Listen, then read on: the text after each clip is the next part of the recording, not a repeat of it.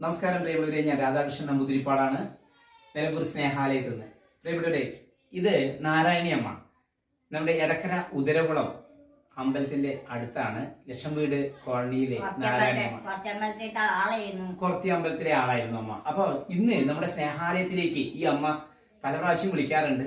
അപ്പൊ ഇന്ന് ഈ അമ്മയുടെ വകയാണ് നമ്മുടെ സ്നേഹാലയത്തിലേക്ക് കുറച്ച് അരിയും സാധനങ്ങളും അതുപോലെ പാവം പെൻഷൻ കിട്ടിയ പണത്തിൽ നിന്ന് നമ്മൾക്ക് കുറച്ച് പൈസയൊക്കെ തന്ന് സഹായിച്ചിരിക്കുകയാണ്.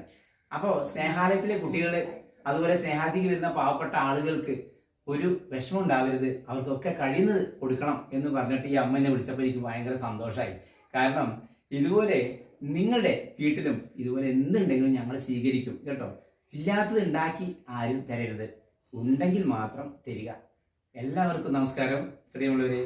നിലമ്പൂർ സ്നേഹാലയം LIC ഓഫീസിന്റെ അടുത്താണ്, ആർക്കും ഏത് സമയത്തും വരാം. ഓക്കെ, നമസ്കാരം, താങ്ക് യു.